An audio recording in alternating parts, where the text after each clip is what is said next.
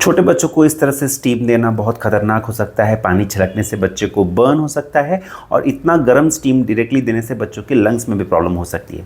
तो छोटे बच्चों को स्टीम देने का जो सही तरीका है, उसमें पहले आपको बाथरूम के अंदर हॉट शावर ऑन करके स्टीम कलेक्ट होने देना है।